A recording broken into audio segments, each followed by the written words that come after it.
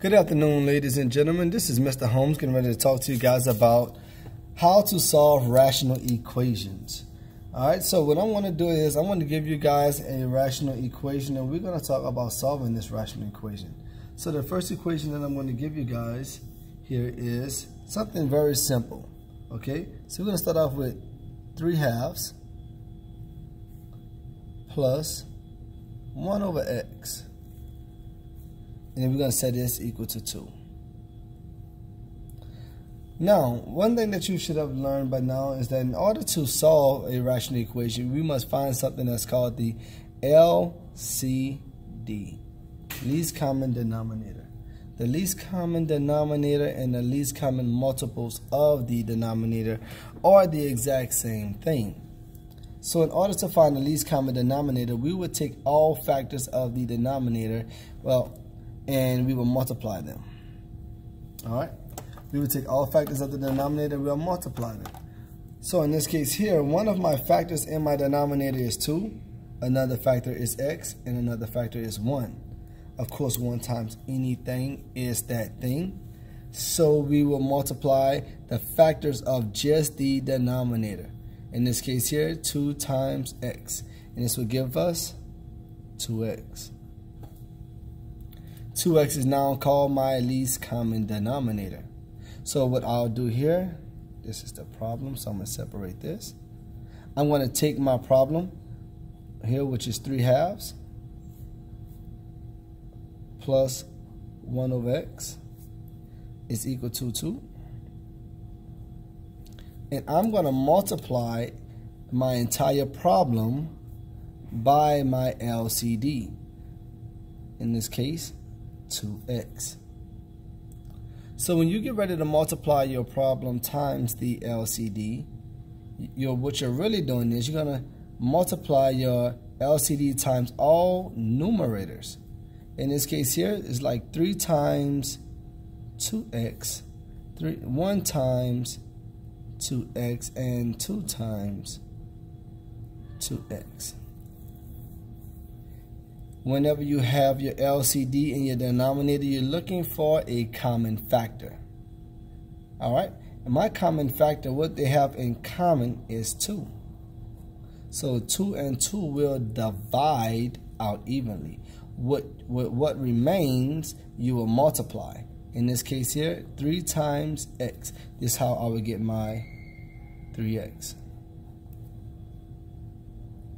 Here, what I want you to notice is that my x and my x are common. This is what they both have in common.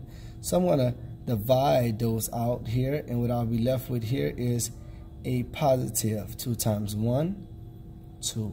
Remember, whatever's left, you are to multiply. And because my constant 2 did not have a denominator, I'm just going to multiply this one out here, and I'll multiply 2 times 2, which will give me 4x.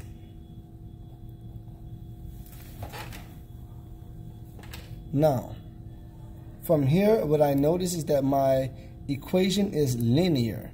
My exponent here is 1, therefore I have a linear equation.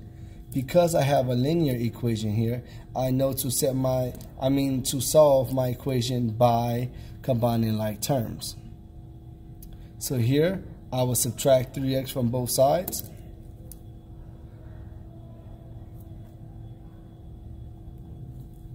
Doing this, these two will zero out, they will cancel out, in other words, and I'll be left with simply 2 on the left hand side of my equal sign. Here I have 4x minus 3x, this is 1x. This is the basic concept of how to solve a rational equation. Now I know what you're thinking. Well, Mr. Holmes, it's not always that easy. I have something that's a lot harder. Sure. So let's look at one that can possibly be what's seem a little harder. I'm going to slide this up, and we're going to go to another problem. My next problem here that I'm going to put up, let's go to one that's a little more challenging, shall we? So here I'll put, I'm going to put up 2 over, let me make sure I want this in my screen, 2 over x minus 3 plus 1 over x is equal to x minus 1 over x minus 3.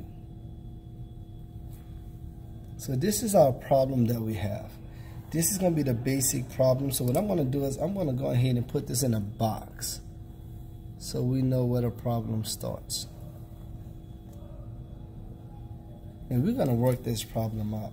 But in order to work this problem out, please keep in mind, in order to add these rational equations, you must first find the LCD, the least common denominator. Now, when you're looking for the least common denominator, we're going to take all factors of the denominator. However, we will not let any one of them repeat. In this case here, I have an x minus 3 that's a factor. I have an x that's a factor, and I have another x minus 3. We only need one of each factor. So I have two x minus 3s. So I'm going to just keep the x, and I'm going to also keep my x minus 3. This is called my least common denominator. And from here, we can go ahead and work this problem out. So I have my 2 over x minus 3 plus my, and notice I'm putting space out here just to show you guys what's going to happen next, 1 over x, and I'm going to set this equal to my x minus 1 over x minus 3. But I'm going to multiply all of this by my LCD, my least common denominator. I'm going to take each numerator and I'm going to multiply it times my LCD. So that means I'm going to take my 2 and I'm going to multiply it times x, which times x minus 3.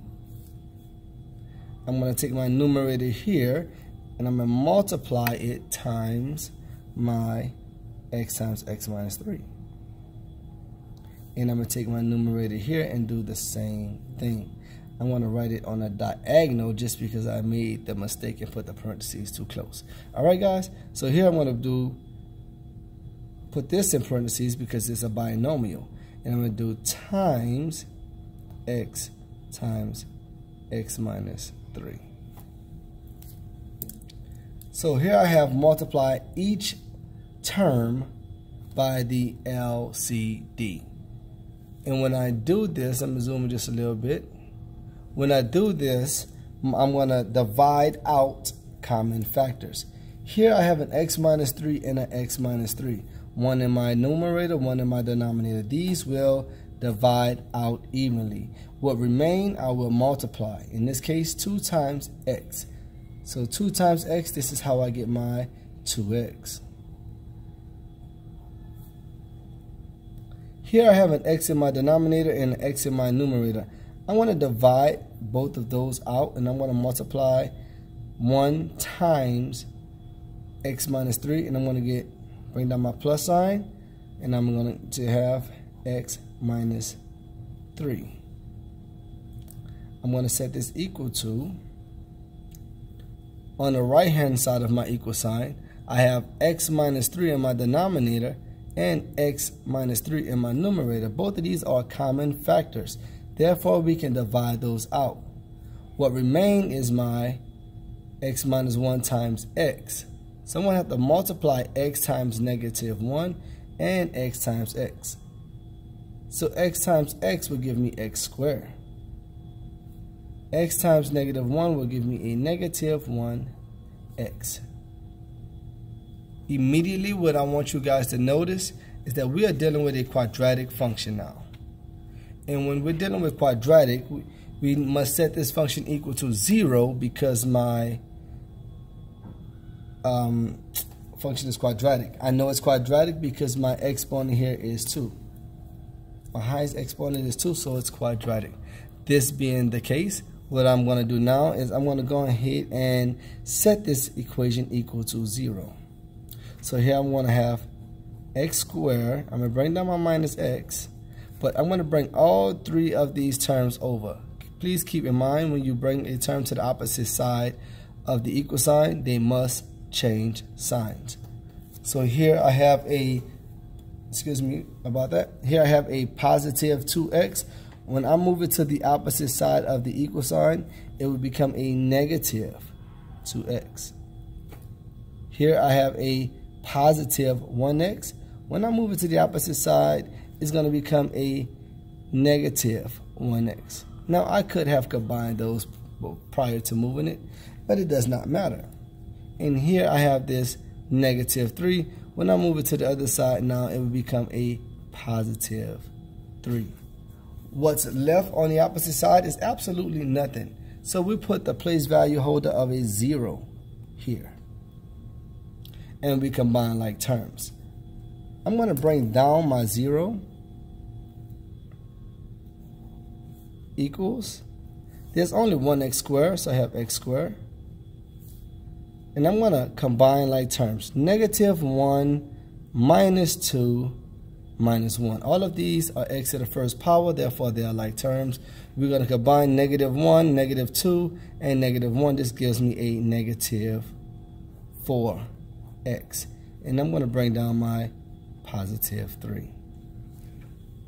Because this expression represents a quadratic function, we can do one of the three things. We can solve this equation by factoring, we can solve this equation by using the quadratic formula, or we can solve this equation by graphing. Because the coefficient of my x squared is a positive 1, the quickest way to do this would be by factoring. So I'm going to keep it equal to 0, and because the value a is 1, I must find two factors that multiply to give me a positive 3. But those same two factors must add to give me a negative 4. So here I open up two sets of parentheses. In each set of parentheses, I will put a x. Two numbers to multiply to give me negative 3, but those same numbers add to give me a negative 4, or negative 1 times negative 3. We're close to our final answer. Because the product of two things can equal 0, we can use the 0 product property, which tells us that we can take both of these factors and set them equal to 0. What I mean is just take the x minus 1, set it equal to 0. And we can take the x minus 3 and set it equal to 0. And just solve. When you solve this here, you will have x is equal to a positive 1 and x is equal to a positive 3. If you would have graphed this, it would have crossed the x-axis at positive 1 and at positive 3. Well, guys, this is how you would solve rational equations, finding a least common denominator. This has been Mr. Holmes, and if you know Mr. Holmes, you know what I'll say. I hope you enjoyed this video. Now have a blessed day.